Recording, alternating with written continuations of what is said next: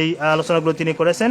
সর্বশেষ আমি একটা আবেদন করে শেষ করছি, সেটি হলো যে আল্লামা আব্দুল কাফিল কুরাইশি রহিমাহুল্লাহ তার জীবনে বিভিন্ন সাইট নিয়ে পিএইচডি ডিগ্রি হতে পারে, বিভিন্ন সাইট হতে পারে। আপনারা ইনশাআল্লাহ উদাত্ত আহ্বান থাকবে আমার পক্ষ থেকে, আপনারা বিভিন্ন সাইট নেবেন এবং সেটা এখন সম্ভব যেহেতু বইগুলো আমাদের হাতেই রয়েছে।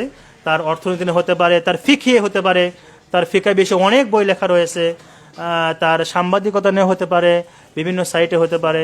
আল্লাহ তাআলা যারা আজকে আয়োজন করেছেন তাদেরকে উত্তম বিনিময় দান করুন, আল্লাহুম্মা আমিন। এবং আল্লামা আব্দুল কাফি আল কুরাইশি রহিমাহুল্লাহ, আল্লাহ তাআলা তার কবরকে জান্নাতের টুকরা বানিয়ে দিন। এবং আমি আমার থিসিসে আলোচনা করেছি যেভাবে শায়েখ জীবিত অবস্থায় শিরিক এবং বিদআতের বিরুদ্ধে শক্ত অবস্থান নিয়েছিলেন, মৃত্যুর পরেও আল্লাহ তাআলা তার কবরকে হেফাজত করেছেন। তার কবরে কোনো প্রাচীর, তার কবরে কোনো ফুল নেই, তার কবরে কোনো লাল সালো কিছু চড়ানো হয় না, বরং আল্লাহ তাআলা তার জীবিত অবস্থায় মৃত্যু অবস্থায় তাকে হেফাজত করেছেন। আল্লাহ তাআলার কাছে আমরা দোয়া করি যারা আজকে এত সুন্দর আয়োজন করেছেন, আল্লাহ তাআলা তাদের উত্তম বিনিময় দান করুন। এবং এই যে একটা পথ তারা খুলে দিলেন, এটি যতদিন চলবে ইনশাআল্লাহ আমি মনে করি তারা আহলে হাদিস ছাত্র সমাজ এবং আহলে হাদিস সমাজ ইনশাআল্লাহ সওয়াবের ভাগীদার হবে। আল্লাহ তাআলা আমাদের সকলকেই সঠিক জিনিস বুঝে আমল করার তৌফিক দান করুন। এবং আল্লামা আব্দুল কাফি আল কুরাইশি রাহিমাহুল্লাহকে আল্লাহ ক্ষমা করুন এবং তিনি যে ইলম রেখে গিয়েছেন সেগুলো আমাদের ধারণ করে মাঠে ময়দানে কাজ করার তৌফিক দান করুন। আল্লাহুম্মা আমিন। আকুলু কওলি হাযা আস্তাগফিরুল্লাহ লি ওয়া লাকুম ওয়া লিসাইরিল মুসলিমিন ফাস্তাগফিরুহু ইন্নাহুল গফুরুর রহিম। আসসালামু আলাইকুম ওয়া রাহমাতুল্লাহি ওয়া বারাকাতুহু। দুঃখিত স্যার বসে আছেন, আমি স্যারকে ছেড়ে দিচ্ছি এখন, আমি সময় বেশি নিয়ে ফেললাম। দুঃখিত। মাশাআল্লাহ ইফতারের সময়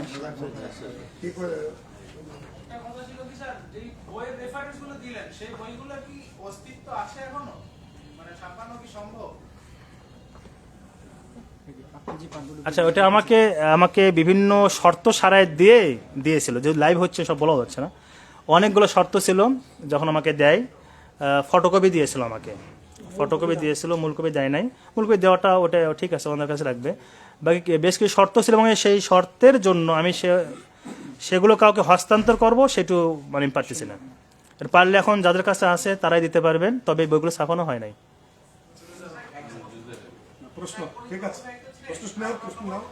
জি জি,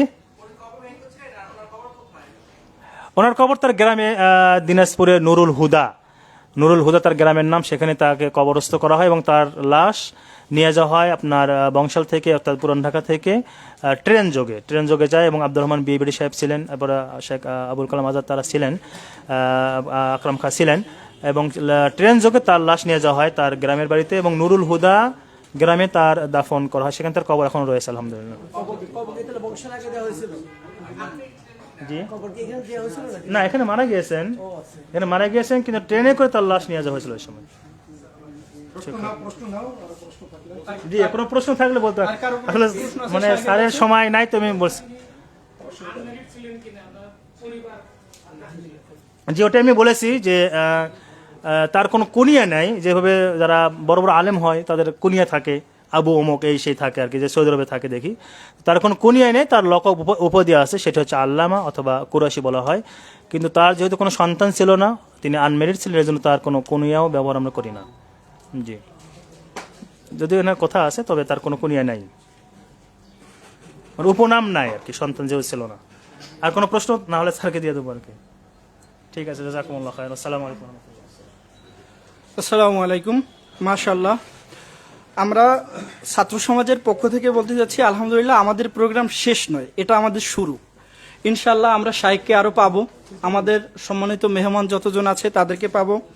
শাইখ একটা কথা বলেছেন যে আল্লামা কাফি রহমাউল্লাহকে আমরা ভুলতে বসেছি।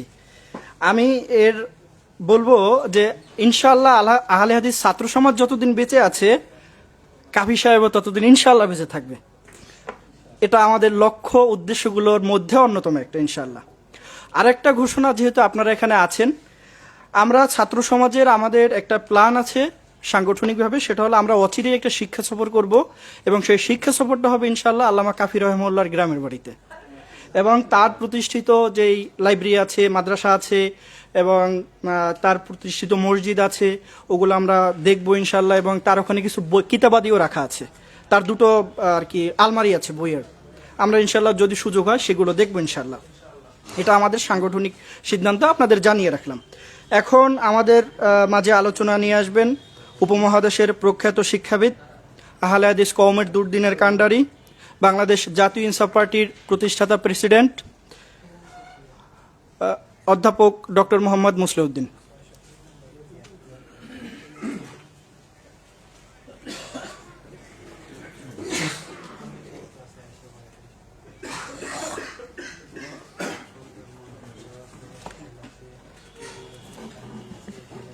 চলে না, আচ্ছা না চলো দে, ভাই বুঝছো, সমস্যা নাই।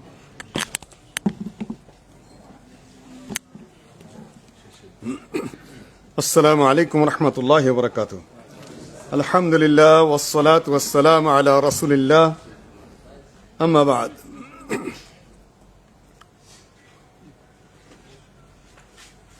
বাংলাদেশ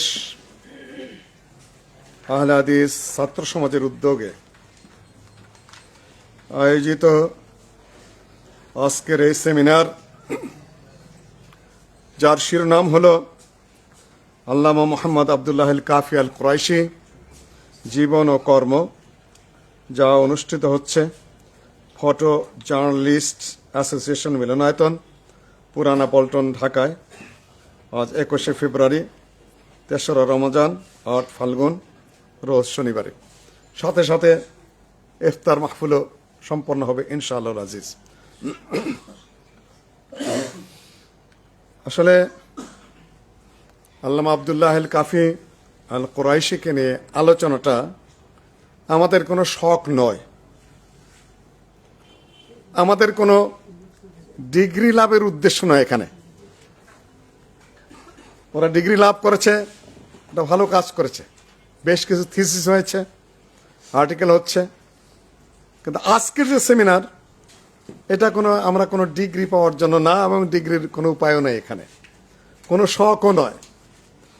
পথে পথে ঘুরতে ঘুরতে, চিন্তা করতে করতে, ক্ষুদ্র মাথায় সামান্য সাহস শক্তি জানলা দিয়েছে, তা দিয়ে আমরা দায়ে পড়ে গেছি। আমি বুঝাতে পারছি কিনা? দায়ে পড়ে গেছি মানে সংকটে পড়ে গেছি। কোন পথে হাঁটব? আমাদের মতো ক্ষুদ্র মানুষের জন্য মহামনীষী সাজার এই ফালতু অভিনয়, এটা একটা আমার দৃষ্টিতে হঠকারিতা। কাজেই আমাদের তো আইডল লাগে। আপাতত কত কাছের একটা মহান ব্যক্তিত্বকে আমরা সামনে উপস্থাপন করতে পারি এবং সেই আলোকে একটু পথ চলতে পারি। সেই দৃষ্টিকোণ থেকেই গতবার প্রকাশ্যে বাংলাদেশ জমিয়তে আহলে হাদিসের যে কনফারেন্স হয়েছিল, university of science, international university for science and technology, সেই মাঠে সেখানে বক্তব্য রেখেছিলাম। ওনারা সুযোগ দিয়েছিলেন, বক্তব্যে খুব ভাইরাল হচ্ছিল। নামার পরে ডক্টর মুজাফফর ফোন দিলেন যে লাখে লাখে বাড়তেছে শ্রোতা। আমি জানি ওটা বারুক বা না মারুক, এই জাতির জন্য কোনো কাজ হবে না। ছোট্ট একটা প্রস্তাবনা দিয়ে এসেছিলাম যে তোমরা সেমিনারের ব্যবস্থা করো, ছোট ছোট সেমিনার করো, তাহলে কিছু কাজ হবে। সেই সময় থেকে না এই পর্যন্ত কোনো সেমিনার করতে সক্ষম হয়নি। তোমাদেরকে একটা ইনফরমেশন দেই, আমরা তখন ঢাকায় লেখাপড়া করি, ছোট মানুষ বুঝি না তেমন কিছুই। জিয়াউর রহমান ক্ষমতায় আসবেন অবস্থা। সেই সময় হঠাৎ করে দুই একজন ছাত্র দাওয়াত দিতেন, এই চলো যাই, এক জায়গায় একটু সেমিনার হবে, সিঙ্গারা দিবে আর দিবে পরাটা দিবে। ঠিক আছে যাই, অর্থনৈতিক দৈন্য তো, ওইটুকু আমাদের জন্য যথেষ্ট ছিল। চাইতাম সেই সেমিনারে যা উপস্থিত হতো তার অর্ধেক তোমরা হয়েছ, আর দ্বিগুণই হতো। মাদ্রাসার ছাত্ররা ছাড়া অন্য কেউ সেই সেমিনারে খুব একটা যাইতো না। সেই সেমিনারের প্রধান অতিথি কে ছিলেন জানেন? জানো তোমরা? প্রেসিডেন্ট জিয়াউর রহমান। এর দ্বিগুণই হতো। দুই দিক থেকে দুইটা গলি থাকতো, আমরা বসে থাকতাম এই অন্ধকার, এরকম অন্ধকার অন্ধকার। সেখানে ওবায়দুর রহমান, শামা ওবায়দের বাবা, উনি বসে থাকতেন, খুব ধূমপান করতেন, একটার গোড়াতে আরেকটা ধরাইতেন। আর সেখানে প্রথম কাজ হইতো খাল খনন, তারপরে গাছ লাগাও, হাঁস ইত্যাদি ইত্যাদি নাটিকা হইতো। হঠাৎ করে জিয়াউর রহমান এই গলিতে ঢুকে পড়তেন। দুইটা গলি থাকতো, গলির মধ্যেই বসেছিলাম, যাইতে দুই দিকটা মুসাফা করতে করতে যাইতেন। ওই সুবাদে ওনার সাথে মুসাফা হয়েছিল। তোমরা মনে করো সেমিনার এই ধরনের একটা বিষয়, দুইটা কি তিনটা সেমিনারে ওইভাবে বসছি, আমার মনে আছে। একদিন মুসাফা হয়েছিল। মানুষ তোমরা যে পরিমাণ হয়েছ মাত্রার দ্বিগুণ, তাও অধিকাংশ মাদ্রাসা ছাত্র। আজকাল যারা বিএনপি করে, যারা জিয়াউর রহমান দল করে, জানেও না সূচনা কিভাবে হয়েছে, খালি পথে ঘাটে এবং না জানারই কথা। সেমিনার একটা গুরুত্বপূর্ণ ফ্যাক্টর। কাজেই ওদেরকে বলেছি বারবার যে তোমরা সেমিনারের ব্যবস্থা করো। সেমিনারে পয়সা বেশি লাগে না, 15-20 জন হলে সেমিনার চলে। মাশাআল্লাহ, আজকে এখন আমরা কমবেশি 80 জন উপস্থিত হয়ে পড়েছি। মাশাআল্লাহ, সেমিনার সাকসেসফুল। শুধুমাত্র সাউন্ডটা তোমার ঠিক করতে পারো নাই, এটা আগে দেখে নেওয়া দরকার ছিল। তারপরেও অর্থনৈতিক সংকট এতটাই চরম যে মাত্র 60,000 টাকা আমরা সংগ্রহ করতে পারিনি। আমরা দিয়ে এটা মাত্র 40,000-এ পৌঁছেছে। আচ্ছা, কিন্তু কোটি কোটি কোটি কোটি টাকা মানুষের আছে, কিন্তু এই কাজ আগেই দিবে না। যেরকম বই দেয় না। আমিও থিসিস করতে যে এত সংকটে পড়লাম, বই কেউ দেয় না, ওস্তাদেরাও দেয় না, চিন্তাবিদেরাও দেয় না, গবেষকরাও দেয় না। ডক্টর আব্দুল বারী স্যারের সাথে সাক্ষাৎ নিলাম, তিনি তখন ইউনিভার্সিটি গ্র্যান্টস কমিটির সভাপতি। গিয়ে উনি সময় দিলেন, যে বারান্দায় বসে আছে, কেউ কিছু বলেও না, লোকও পাই না। হঠাৎ করে উনি উকি দিলেন, তুমি মুসলিউদ্দিন? জি স্যার। তো ওখানে বসে আছো, ভিতরে আসবে না? তো স্যার আমি তো বুঝে উঠতে পারছি না কোথায় কি করব। কয় তোমার জন্য আমার সময় বরাদ্দ ছিল 40 মিনিট, বাবা তুমি 10 মিনিট নষ্ট করে ফেলেছ। আর এই বয়সে যদি তুমি 10 মিনিট নষ্ট করো, তাহলে সারা জীবন কত ঘন্টা তুমি নষ্ট করবে। আজকে থেকেই সতর্ক হয়ে যাও। আজ অত বড় মানুষের সামনে তার কথা বলা চলে না, যে আমি তো সময় মতো এসেছিলাম। আর দ্বিতীয় কথা তো আর বলার সাহস হয় না। আচ্ছা, যাই হোক, উনি এভাবেই বললেন, পড়লেন সিনপসিস। পড়ার পরে বললেন, বাবা আমি তো এখন আর শিক্ষিত মানুষ নাই, আমি এখন একটা খুব উঁচু মানের কেরানি। ইউনিভার্সিটি সভার গ্র্যান্টস কমিশনের চেয়ারম্যান তো তিনি। বাবা আমি তো এখন শিক্ষিত মানুষ নাই, আমি তো এখন উঁচু মানের কেরানি। কেন, তুমি তো লেখাপড়ার বিষয় নিয়ে এসেছো। যেদিন থেকে ভাইস চ্যান্সেলর হয়েছে সেদিন থেকে কেরানি হয়েছে। জ্ঞান চর্চা, বিনয় আর কি ওনাদের। তুমি এক কাজ করো, আব্দুর রহমান বিএবিটি সাহেবের কাছে যাও, উনি এই সাবজেক্টের মূল মাস্টার, সকল জ্ঞান ওনার কাছে সংরক্ষিত রয়েছে। আর তুমি একটু রাজশাহীতে যাও, গালেব বোধহয় এই বিষয়ে কিছু কাজ করছে, তার কাছে কিছু ম্যাটেরিয়ালস আছে, দেখো দেয় কিনা। আমাকে দেখো দেয় কিনা, এটা আবার কেমন কথা বললেন স্যার? সব আলেম ওলামা মানুষ যাবো দিয়ে দিবে, ওইটুকু আবার যুক্ত করলেন কেন উনি? দেখো দেয় কিনা, এটার কি অর্থ আমি বুঝে উঠতে পারি? আমার মাথা ঘুরতেছে শুধু, দেখো দেয় কিনা, তখন আমি বুঝি না। গেলাম আব্দুর রহমান বিএবিটি সাহেবের কাছে। উনি তখন বয়স হয়ে গেছে অনেক, অর্থনৈতিক মারাত্মক দুরবস্থা। যাই হোক, উনি বললেন যে গালেব তো অনেক কিছু নিয়ে গেছে, তোমাকে কি দেয়, কোথার থেকে সহযোগিতা করে আমি তো বুঝে উঠতে পারছি না। গেলাম রাজশাহীতে, শুধুমাত্র হিস্ট্রি অফ দ্য ফারাইজ মুভমেন্টটা চোখের সামনে পড়লো, ওইটা নিলেন, দিয়ে যাওয়ার পরে ওই ফেরত দেবা কখন? আমি আর থাকবোই কখন, থাকবো রাতে হোটেলে আছি, কালকে দিয়ে চলে যাব, এইটুকুই পেয়েছি। আমার যত সিনিয়রদের কাছ থেকে তুমি বলছো ওই, তারপরে আর আফাতের লাইব্রেরি ওটা আবার ছেড়ে দিলেন ওনারা। পত্রপত্রিকাগুলো ঘাটতে পেরেছি, যা কিছু পথে পথে ঘুরতে পেরেছি। ও তুমি যে বললা বংশালের কে নাম বলছো? সালাউদ্দিন সাহেব। উনি থিসিস করেছিলেন ঢাকা ইউনিভার্সিটিতে আহলে হাদিস movement in Bengal, doctor Abdur রহিমের আন্ডারে। এই লোক আলেম না বলে আমাকে সহযোগিতা করেছে, আর সংগঠনের কোন নেতা ছিলেন না। মসলিউদ্দিন এটা নাও, এটা এটা এই এই সেই নানা, প্রথম থিসিস ওনার ঢাকা ইউনিভার্সিটির। তারপরে যখন যেটা চাইতাম উনি নিজে পাঠাই দিতেন, ডাক যোগে পাঠাই দিতেন, কোথায় কি আসে না আসে ওনার নখদর্পণে ছিল। তখন পরবর্তীতে যখন এখনো যে খুঁজতেছে কত বই পুস্তক আছে ঘরের মধ্যে, অমুক জায়গায় আছে তমক জায়গায় আছে, এই বাক্স ওই বাক্সে কেউ একটা বই দেয় না। কাফি সাহেবকে চাপাতে রাখছে কে? না হলে যে কম ইংরেজ তাড়িয়েছে এই দেশ থেকে, সশস্ত্র আন্দোলন করে, সশস্ত্র যুদ্ধ করে, যে কম রাজনৈতিক নেতৃত্ব দিয়েছে 1947-এ, 41 থেকে 50 সাল পর্যন্ত মৌলানা আকরম খান মুসলিম লীগের সভাপতি, যে কম এই ভূখণ্ডের স্বাধীন করার নেতৃত্ব দিয়েছে, সেখানে আবার দ্বিতীয় কোন ইসলামিক দল দাঁড়িয়ে মাঠে আবার কথা বলবে, এটা আবার কোন কথা? আমার কথা বুঝতে পেরেছো তোমরা? জাতির ইতিহাসে তো ঐতিহ্য আছে যে ভূখণ্ডের স্বাধীনতার যারা অগ্রগামী নেতা অস্ত্রযুদ্ধের পরে সেই কম রাস্তা খুঁজে পাচ্ছে না। কারণটা কি? কারণটাই হলো এখানে যে তারা প্রকাশিত হতে পারছে না, বুঝতে পারছে না, রাস্তা পাচ্ছে না।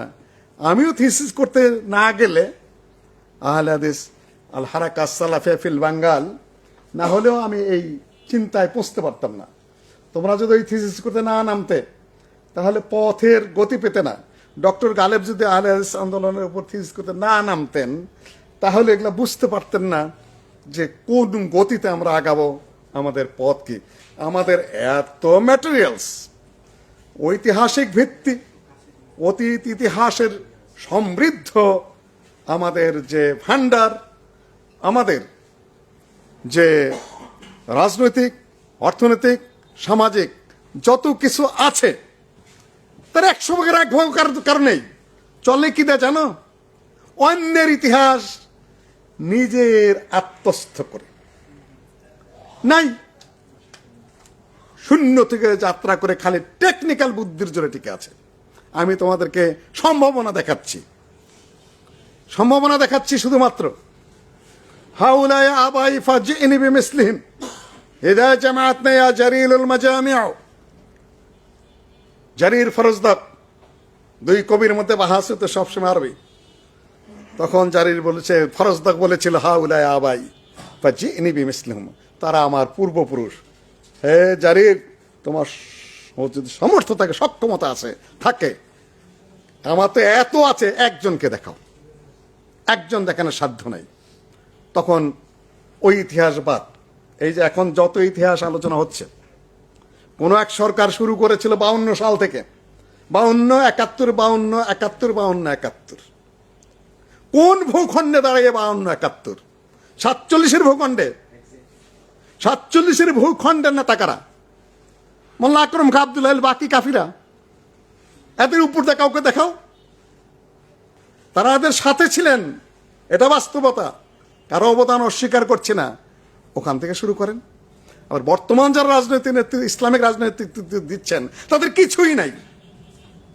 ওই আন্দোলনের কোনো সম্পর্ক নেই, সশস্ত্র যুদ্ধের কোনো আন্দোলনের কোনো ইতিহাস সেখানে নাই, 47 ইতিহাসে নাই, 71 ইতিহাস সম্পূর্ণ বিপরীত।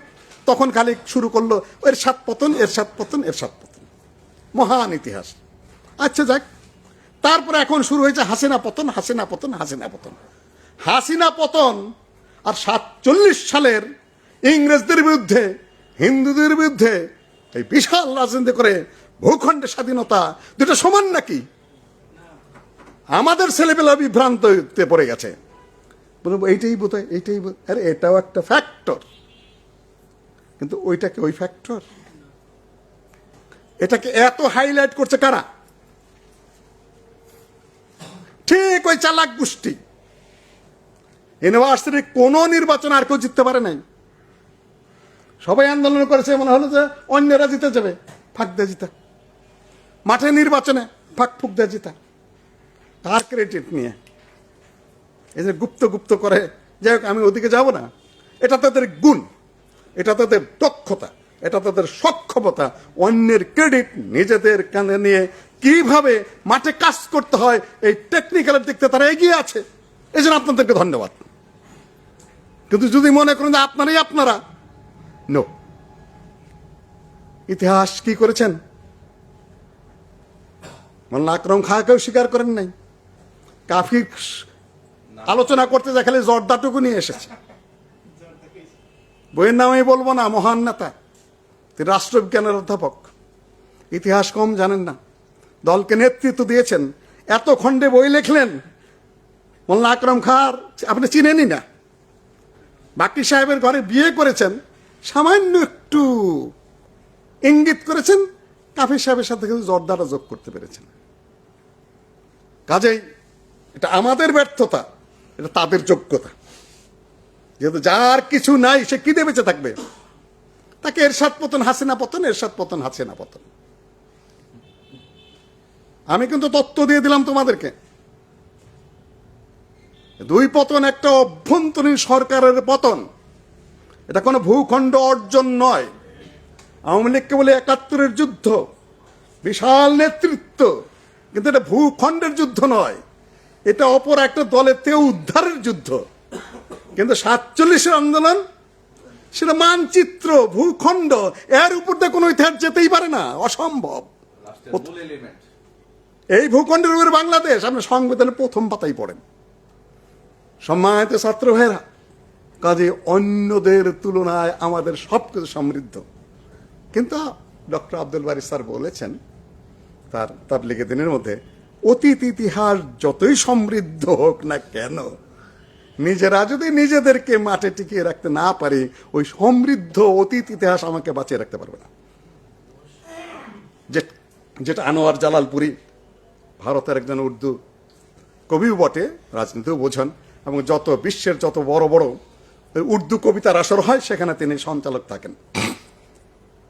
উনি একটা কবিতা বলেছেন, না দीवार है मेरा ना छत है मेरी, हवा ये करते हैं फिर भी मुखालिफत मेरी, मैं बादशाह हो एक गुजरा हुआ जमाने का, इस घर पे सिमट गया है सल्तनत मेरी। আমার তো সব হারায় গেছে, এখন তো এই জায়গায় আমি সংকুচিত হয়ে পড়েছি।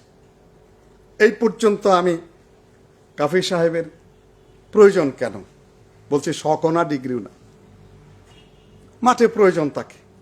অনেক আকিদার উপরে অনেক তত্ত্ব ভান্ডার উপস্থিত করেছে। সবসময় বলা হয় যে সিলেবাস দেন, সিলেবাস দেন, সিলেবাস দেন। আল্লামা কাফি সাহেবের পুরা বইগুলা যদি একত্র করে একটা পাণ্ডুলিপি বানাও তুমি, আমি কোন চিন্তাবিদের কাছে যাব আমায় আবার এই ধার করার জন্য, সিলেবাস ধার করার জন্য? সবকিছু খালি একত্র করে সাজায় খালি বাইন্ডিং করে দাও, কিছুই লাগবে না। অত তো পড়তে পারবো না। অত পড়তে না পারলে তুমি তো কাজের লোক হবে না। ওইটুকু যদি তুমি পড়তে না পারো, কাজের লোক হবে না। আমাদের উস্তাদ ছিলেন ডক্টর জাফর ইদ্রিস, মাস্টার্সে ক্লাস নিতেন, অনেক বড় সালাফি। তিনি অক্সফোর্ড কিংবা ক্যামব্রিজে থেকে এলালের উপর, কারণের উপর পিএইচডি করেছেন। মাস্টার্সে ক্লাস একদিন বললেন, এই ক্লাসে যখন প্রথম গেলাম তখন বেশ কিছু জিনিস স্যার বললেন, এটা এটা এটা এটা দিলেন। আমি বললাম যে এটা কি 1 বছরের সিলেবাস? উনি বললেন যে না, সামনের সপ্তাহে তোমার বেশ করতে হবে। আচ্ছা, একেবারে বাস্তব কথা বলছি। তো তুমি এত ভয় পাচ্ছ, এই জন্য সেমিনারের প্রয়োজন। ব্রেন প্রস্তুত করা, চিন্তা প্রস্তুত করা, লেখাপড়া প্রস্তুত করা, চ্যালেঞ্জে যাওয়ার জন্য তোমার প্রয়োজন রয়েছে। আল্লামা কাবি সাহেব যে এত কিছু করতে পারে, তুমি পড়তেই পারবে না, তুমি বুঝতেই পারবে না। 2, এই পর্যন্ত শুধু একটু ভূমিকা দিলাম। দ্বিতীয় প্রসঙ্গ, প্রাসঙ্গিকতা কাফি সাহেবের খুব। ওয়াজালনা বাইনাহুমা হিজরাম মাহজুরা, হাযা আযবুন ফুরাত হাদা মিলহুন উজাজ। নদীর পানি, খালের পানি যখন চলে, দুইটাই তরল পদার্থ পানি, কিন্তু তার মধ্যে কি ফাঁক থাকে, যেটা তানজিল ধরেছে। এই ফাঁক নির্ধারণ করা, যখন মিলিত কিভাবে করব, আবার আলাদা কিভাবে হবে, একটা চ্যালেঞ্জ। এই চ্যালেঞ্জের মোকাবেলা ডক্টর আব্দুল বারী স্যার থেকে শুরু করে এই পর্যন্ত আসলে ক্লিয়ার হয়নি। আমরা কি কোন পথে চলব, রাজনীতি করব কি করব না, রাজনৈতিক সংগঠন না অরাজনৈতিক সংগঠন, তাত্ত্বিকভাবে রাজনীতি না প্র্যাকটিক্যালি রাজনীতি। কাবি সাহেব কখনো বলছেন যে আমরা সরাসরি রাজনীতি করব না, আবার রাজনৈতিক জোটের দিকেও তার অস্বীকৃতি নাই। একদিকে পূর্ণাঙ্গ কোরআন এবং সুন্নাহ অনুযায়ী চলতে হবে, আরেকদিকে গণতান্ত্রিক রুহের কথা বলছেন। আবার এখন যারা আছেন তারা বাংলাদেশটাকে সৌদি আরব মনে করেন। জাহিদরা বলে যে আজকে একটু মাথার মধ্যে স্ট্রাইক করছে, তাই না? স্ট্রাইক করবে, স্বাভাবিক।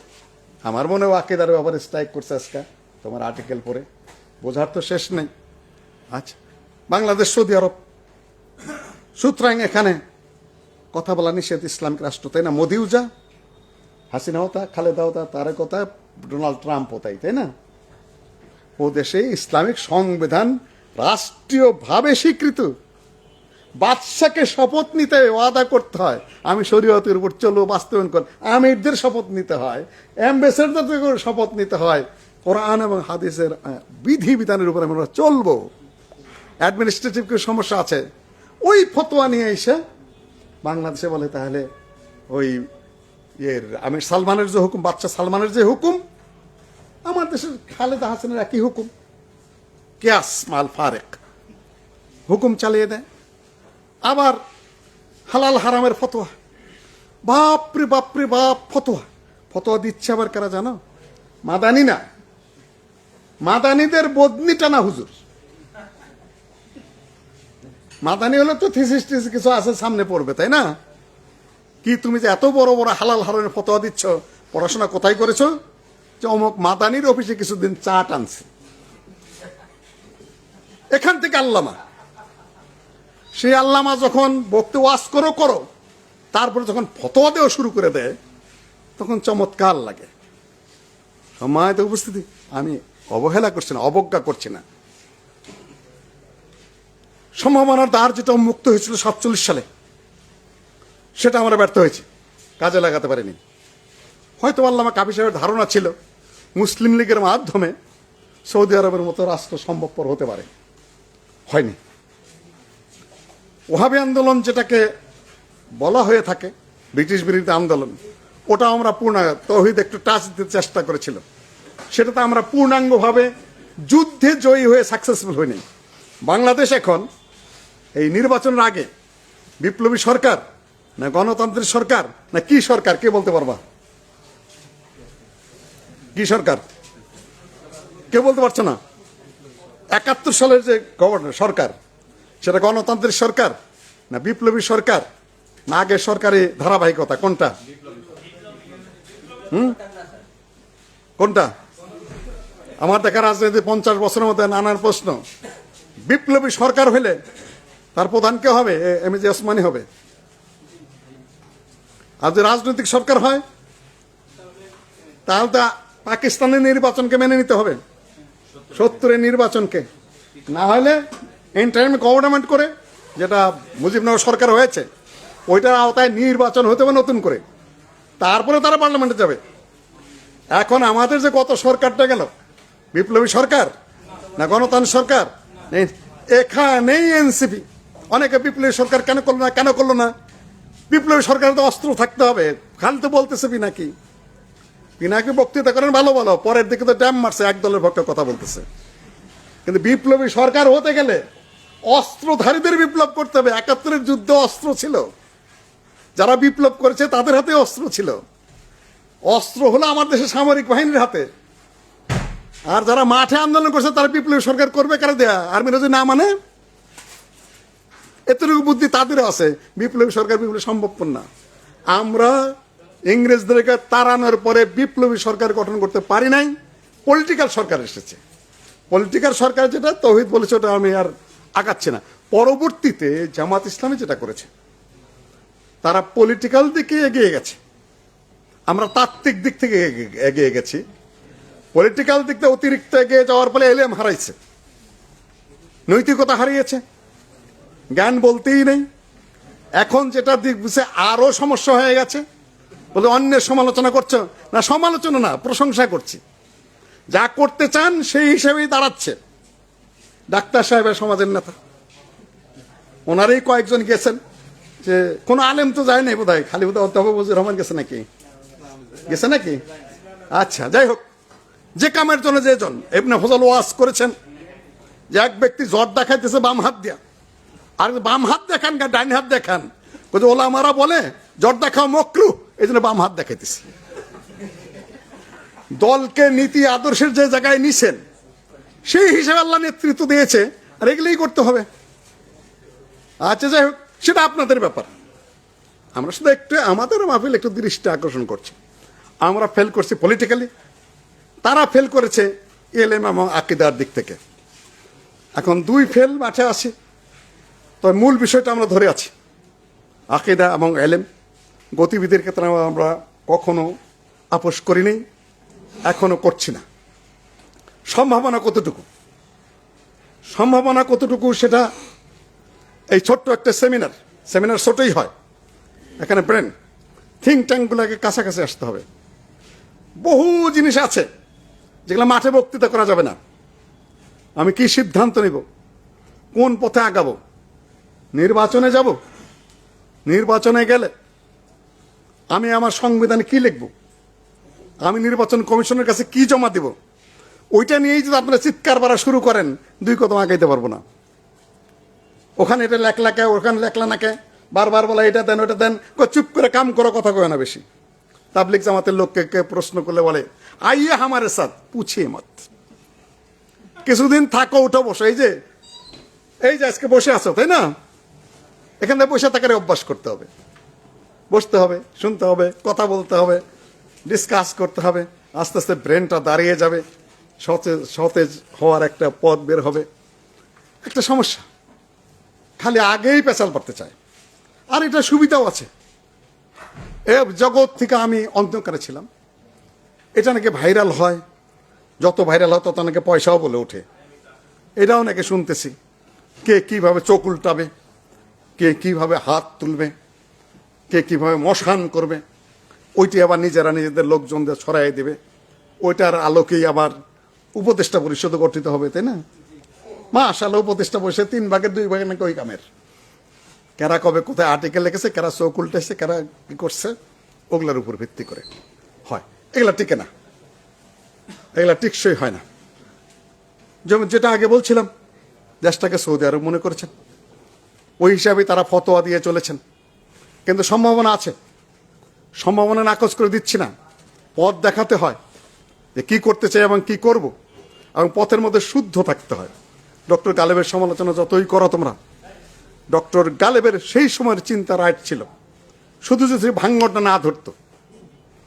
উনি বেশ কিছুদিন ওই সংগঠনে ছিলেন, ওঠা বসা করে দেখেছেন, দেখার পরে দেখেছেন যে গতিবিধি ভালো না, আকীদার ভিত্তি এবং কথা যা বলে কাজের সাথে আসমান জমিন তফাৎ। তখন তিনি চিন্তা করলেন আমাদের আবার নতুন উদ্যোগে যাত্রা শুরু করতে হবে। যাত্রা শুরু করলেন, যাত্রাপথে যে সকল অ্যাক্সিডেন্ট হয়েছে সেগুলো আমরা দেখছি। কিন্তু জাগরণের জন্য যে চিন্তাটা করেছিলেন, প্রাথমিক চিন্তাটা রাইট ছিল, সেখানে কোনো ভুল ছিল না। যে আবার আমাদের নতুন চিন্তা, নতুন উদ্যোগে নতুনভাবে জাগ্রত হতে হবে। এবং এখনকার যে জাগরণ, সুব্বানের যে জাগরণ, সেটার একটা অপোজিট রিয়াকশন আছে। সেখান থেকে কিছু রিয়াকশন হয়েছে এখানে, এবং জাগার মতো মানসিকতা, উদ্যোগ, উদ্দীপনা তারা পেয়েছে। এবং যেভাবে ধরতে পারে, পট করে কোন জায়গায় সমস্যা, তানজিল কিন্তু ধরে ফেলেছে যে এটা কোনো যৌক্তিক কথা কিনা, আকীদার ব্যাপারে যেটা, সেটা ওখানে এসেছে। কাজেই সম্ভাবনা যেটা দেখছি, অন্যরা কে কয় সিট পাইছে না পাইছে এটা আমাদের হিসাবের বিষয় না। ওটা ওটা ওটা বাতিলের খরচায় চলে গেছে, ওখান থেকে আর ফিরে আসা যায় না, ওখান থেকে আর ফিরে আসতে পারবে না। নবী মোহাম্মদ সাল্লাল্লাহু সাল্লাম যদি একবার আপোষ করতেন যে 1 বছর তোমাদের মতো 1 বছর আমাদের মতো, ওখান থেকে আর ফিরে আসতে পারতেন না। এখন ইসলামী আন্দোলনের যে সম্ভাবনাময় দলটা ছিল সেটা যেখানে চলে গেছে, ওখান থেকে ইসলাম নিয়ে আর ব্যাক করতে পারবে না এই সমাজে। যে কয়দিন কয়েকটা সিট নিয়ে টিকে থাকতে পারে, কিন্তু আমরা কি আমাদের আদর্শ নিয়ে আগাতে পারবো? তোমাদের উত্তর কি? এবং সেজন্য কি আমাদের শুধুমাত্র নির্বাচনই যথেষ্ট? না না না, এখানে অনেক তত্ত্ব লাগবে, অনেক বুদ্ধি লাগবে, অনেক হিসাব কিতাব লাগবে, অনেক কিছু প্রকাশ্যে বলতে হবে, অনেক কিছু প্রকাশ্যে বলা যাবে না। আমরা কোন পথে আগাচ্ছি? আবার অনেকেই বলবেন সন্ত্রাসীবাদ হারাম, কখনোই নয়। এইটুকু আমাদের পরে আলোচনা হবে, এইটুকু এখন হবে। সম্মিলিত ব্রেনে কথা বলতে হবে, মুখপত্র সীমাবদ্ধ করতে হবে, হাউকাউ বন্ধ, টোটাল বন্ধ। রাজনৈতিক, সমাজনীতি, অর্থনীতি, জাতীয় বিভাগ, আন্তর্জাতিক নীতি, এগুলা তোমার আমার মতো সামান্য চুনোপুটির কাজ নয়। কাফি সাহেবের ভাষা যেখানে যুগের সাথে মিলে আমাদের ব্যাখ্যা করতে হচ্ছে, ইবনে তাইমিয়ার 36 খণ্ড ফতোয়ার 4th খণ্ড 3য় খণ্ড, তা সমন্বয় করতে ইবনে তাইমিয়াকে যেখানে হিমশিম খেতে হচ্ছে, আচ্ছা থাক, হিমশিম খেতে হচ্ছে, ইবনে কাইম জাওজিয়ার যেখানে তাল খুঁজে পাচ্ছেন না, সেখানে আমাদের মতো মানুষেরা কোথায় কোথায় ফতোয়া দিচ্ছি। আর তুমি কি ফতোয়া দিচ্ছ? সম্ভাবনাময় একেবারে আমি স্পষ্ট দেখতে পাচ্ছি আমাদেরকে আবার দাঁড়াতে হবে, আমরাই পারবো ইনশাআল্লাহ। আজকের সেমিনার সেটাই প্রমাণ করে। ধীর স্থিরভাবে সর্বত্র তোমরা হতাশাও নাই, ওই সকলকে কি বললো ও নিয়ে অত কথা শোনারও দরকার নাই। আজকের এই রমজানে আল্লাহ আমাদেরকে কবুল করুন, গুনাহ মাফ করুন, ইবাদতগুলো কবুল করুন, এতটুকু আহ্বান জানিয়ে কাফি সাহেবের প্রাসঙ্গিকতা এখনো রয়েছে, সামনেও থাকবে, এইটুকু বলে আমি আমার বক্তব্য শেষ করছি। আসসালামু আলাইকুম রহমতুল্লাহ।